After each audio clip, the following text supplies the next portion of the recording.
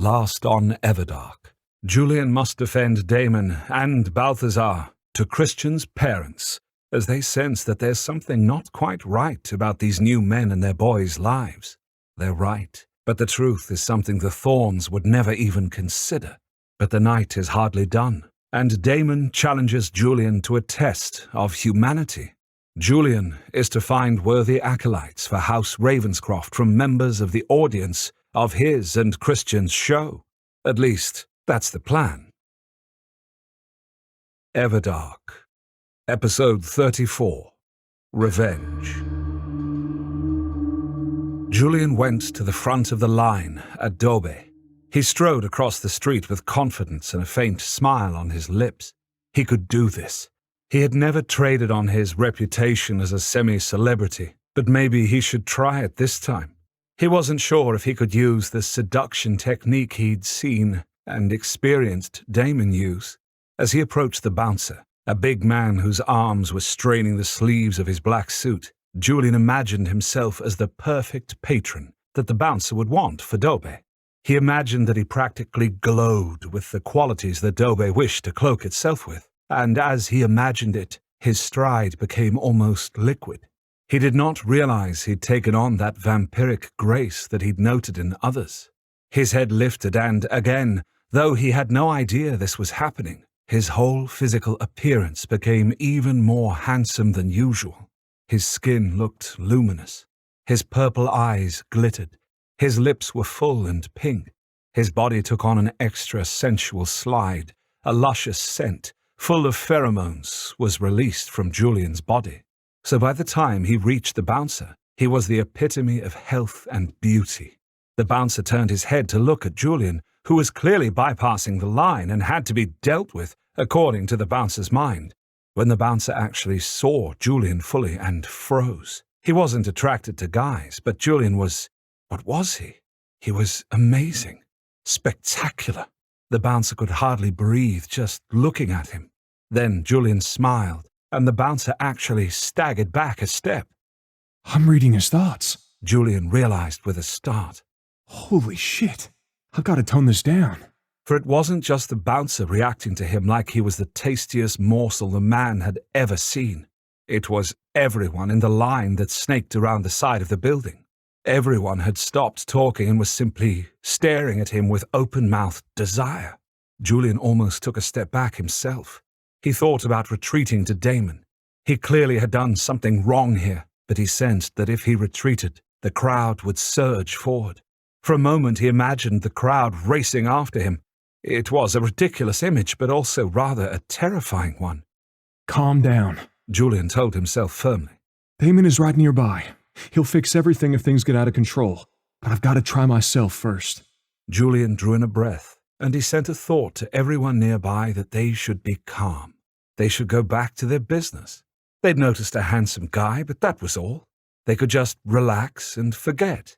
With relief, Julian saw people turn to their friends and begin talking again. A few mentioned that they couldn't quite remember what they were talking about just a few moments before, and a few others had a headache, but everyone appeared fine. Julian turned back to the bouncer, who was still stunned like a deer in headlights. Considering the guy towered over him by a good 4 inches and was twice as broad, not to mention he was a bouncer and should have had all the control.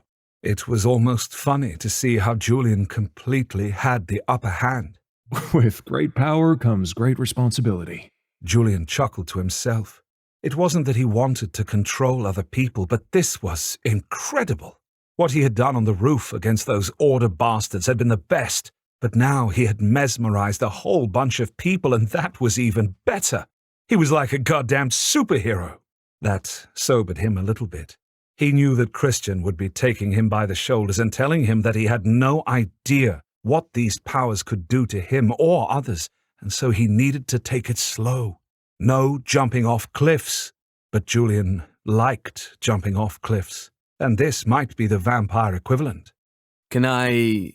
The bouncer licked his lips as if they were dry, and Julian was a tall drink of water. Can I help you? Yes, Julian said, flashing that smile again that had the man blinking. I'd like to go in. Of course, of course. The bouncer immediately drew back the red velvet rope that barred the doorway. Isn't there a cover? Julian had been fishing out his wallet to pay, but the bouncer was waving the fee away. No, not for you. Where would you like to sit? The best table is number 1. The bouncer pointed to a table that had a bird's-eye view over the entire club. It was also filled. There are people already sitting there. Julian said uncertainly. The bouncer looked at him with confusion. We'll move them. Of course he would. I... Julian began, but then Damon was speaking over their bond. Not at a table, Damon advised telepathically. At the bar. The table will isolate you. Not that you aren't getting the hand of bringing people to you. It was almost a riot, my fledgling. Yeah, sorry about that.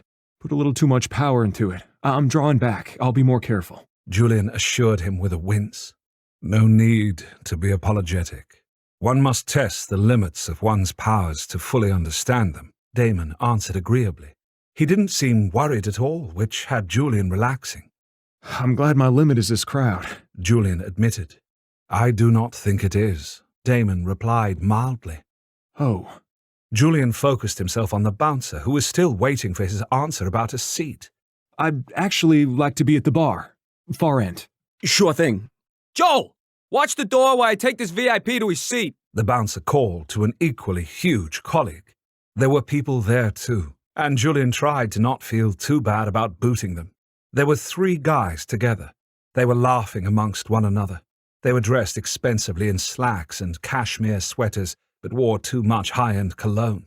Julian found he could isolate their scents from everyone else's in the room. Their breath smelled heavy with alcohol. Whiskey for the middle one with the blonde hair, vodka for the one on the right with the 5 o'clock shadow, and tequila for the one with the man bun.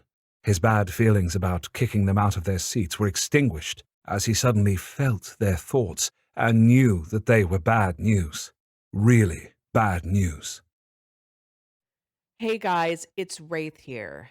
Due to the terms of service on various platforms, we cannot post the following large section of the chapter. In order for this chapter to make sense, I will summarize what happens for you in PG-13 language.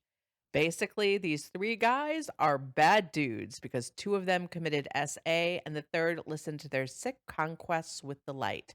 So Julian decides that instead of them being acolytes, that they need to be taught a lesson.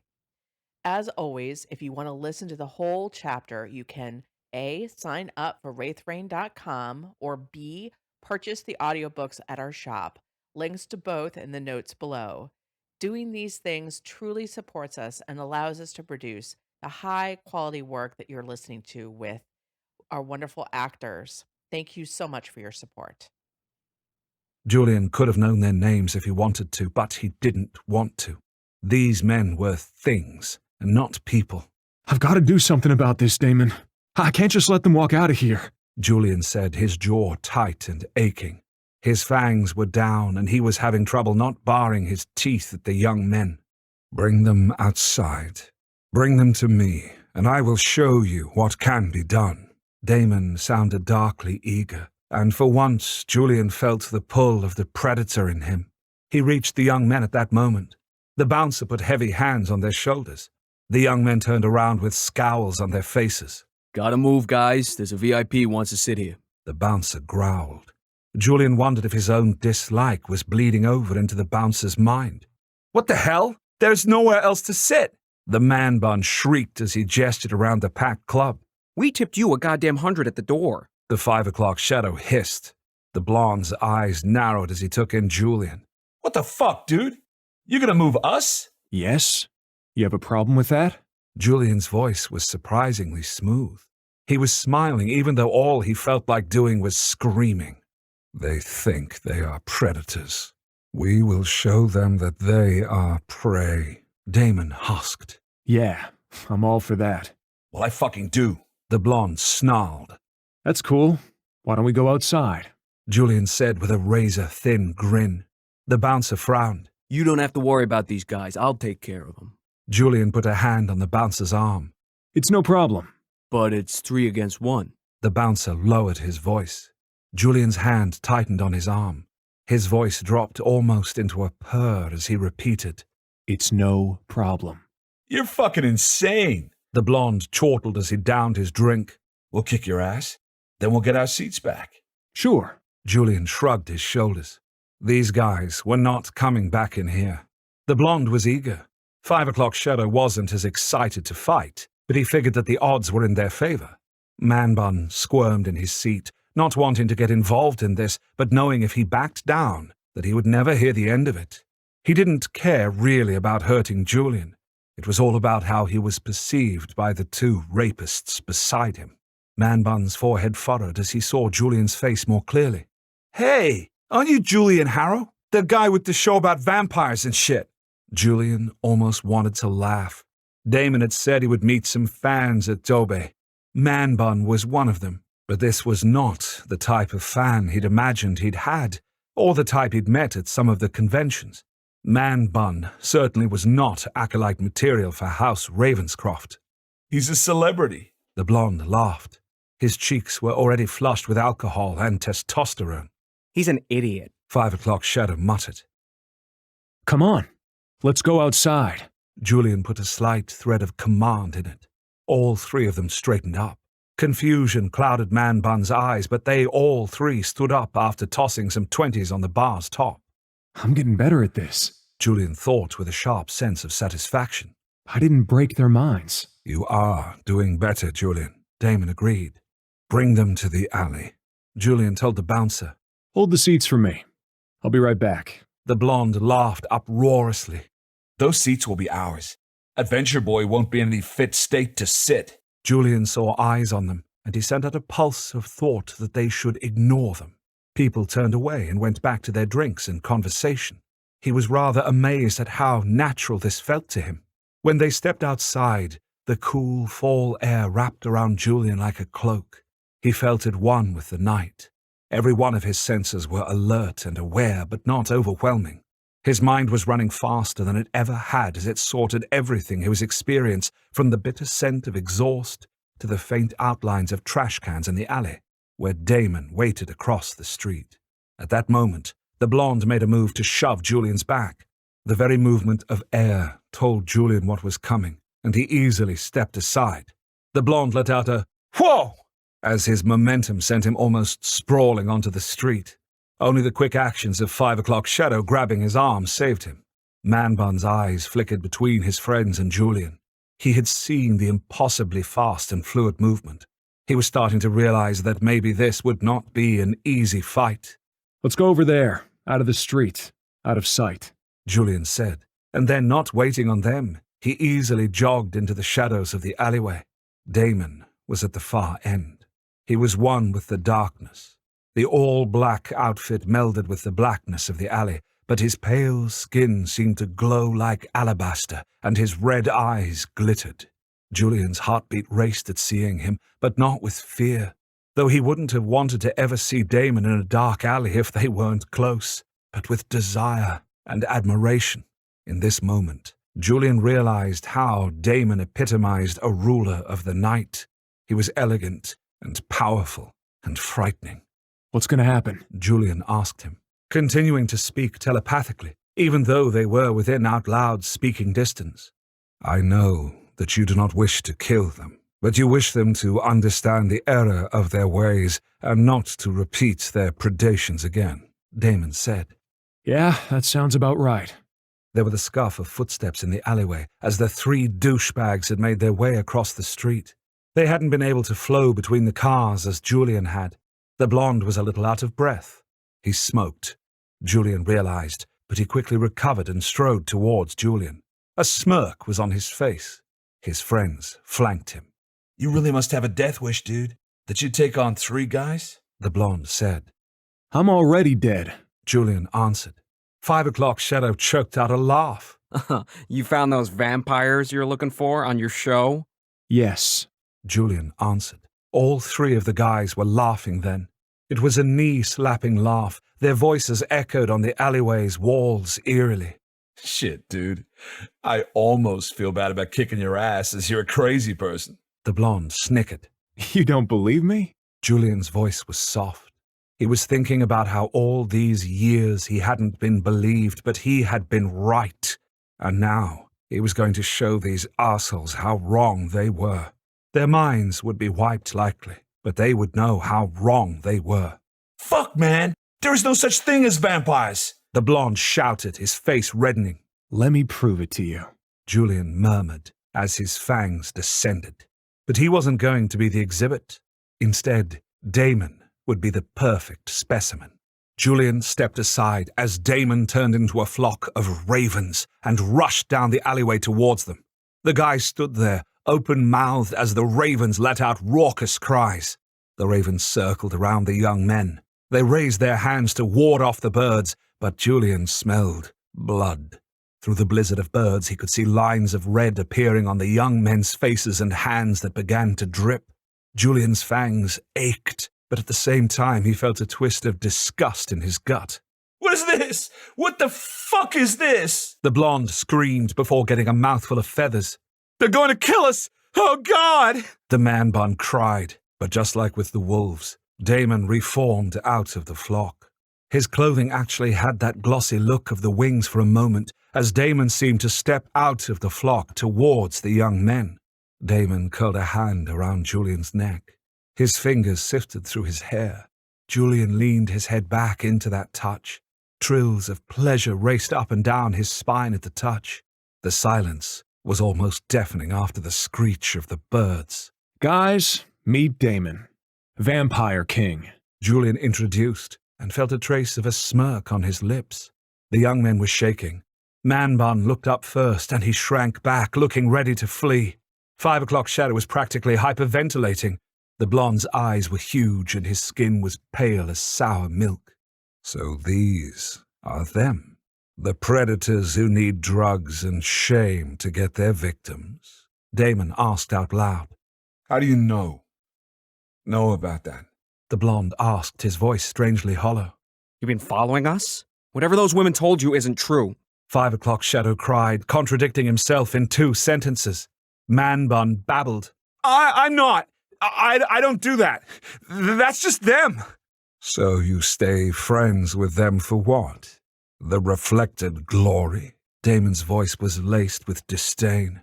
No, I mean, I didn't think. Man-Bun shuffled a few steps back. I don't know what's more pathetic. The ones that rape, or the one that's too weak to even do that? Julian sneered. By the way, there's no getting out of here. Man-Bun broke for the alley's mouth. Damon extended a hand, and it looked like Man-Bun was grabbed around the middle and yanked back. He landed on his arse, skidding several feet before he landed in a heap.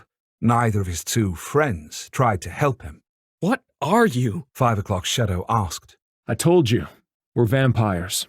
Well, he's an immortal, so that makes him even scarier. Julian answered patiently. What do you want? 5 o'clock Shadow's gaze flickered from him to Damon and back again.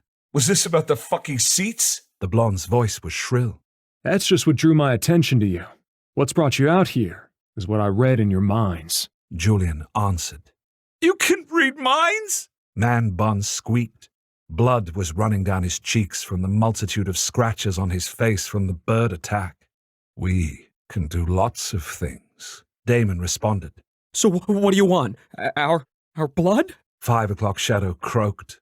We will take that as well. But my fledgling and I find you objectionable, Damon told them.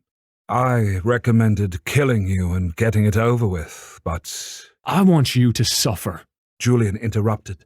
His hands fisted at his sides. Damon petted his neck. What? Why? Man-Bun wailed. I told you I can read your minds. I know what you've done and what you intend to do, Julian said. I know about your colleague and the woman you met last week. The blonde and 5 o'clock Shadow both cringed. The guilt on their faces was like neon signs shining in the darkest night. Man-Bun showed shame, but the others were only reacting to being found out. That hardened Julian's heart. You disgust me, Julian hissed. His fangs were fully out, but not to feed, but wanting to tear out their throats and cause them pain. When I saw what you had done, what was in your minds, I felt like I was bathed in filth. The pain and degradation you inflicted on these women who trusted you. Julian shook his head. The hatred you have towards them, even though they've done nothing to you. Why did you do it?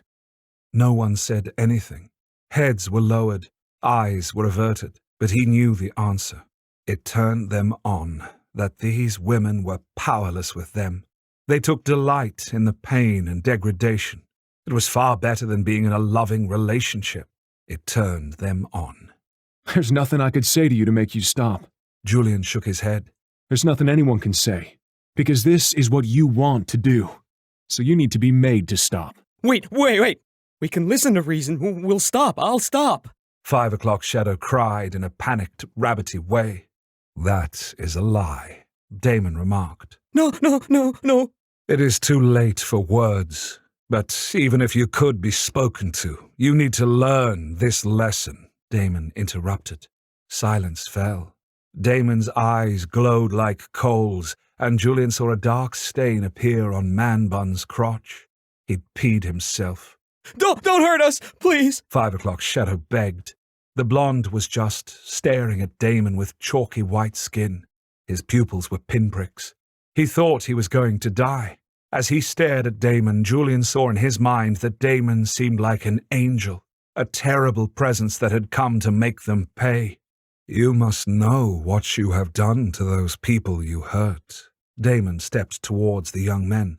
I will take your blood.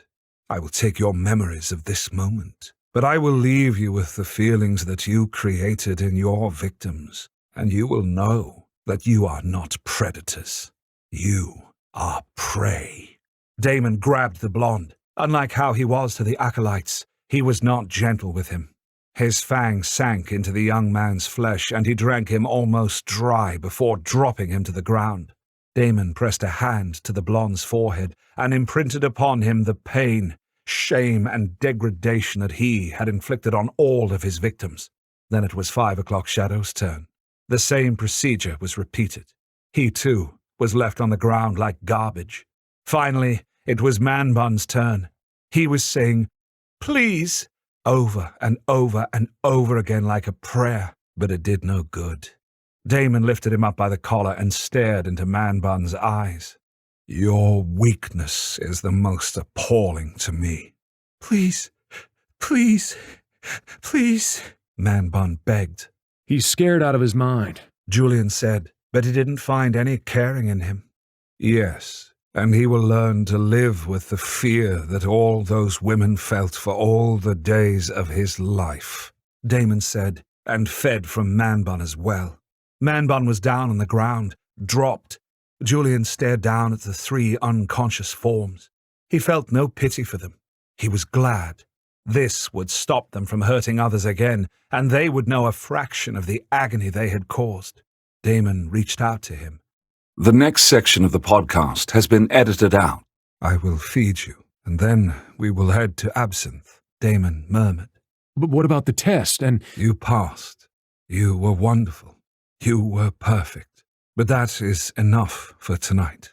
Damon kissed his temple tenderly. How brave and wonderful you are, Julian. Julian slumped against Damon, relieved beyond measure that he wouldn't be away from Damon's side again that night. The two of them sprang from the alley to the top of the building, grabbing his bag, before they raced together towards Absinthe. Join us next time for episode 35, Poison.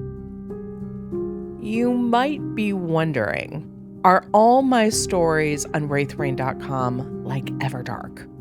I do write plenty of vampires. I love vampires, but I also write about werewolves, space explorers, magic users, and elves too. All my stories are gay, romantic, action, and adventure, and they're all fantasy, urban fantasy, or science, more like fantasy rather than fiction. So if you decide to join us at raytherain.com as a member, for example, for a month to support the podcast, definitely look around the site too. Once you join, you'll get a short series of emails to guide you to stories that you might love. And of course, the members' private podcast page, where the stories don't fade to black, is completely available to you, and the members' podcast is ahead of the public podcast, at least until this ends. But just so you know, there's a lot more to come. Look in the description down below for links to take you where you need to go to sign up. Thanks again. The Everdark podcast by Ex Aratare is performed by Edward Fox, Adam Riley, Jay Thelis, Bruno Devant, Kelly Michaels, and Hannah Hart, with Liz Gentle as Seer. Edited by Matthew Prince, continuity by Adrielle Wiggins. Everdark is produced by Raythe Rain Publishing in association with Her Grace Reed Studios. Copyright 2022 by Raythe Rain Publishing.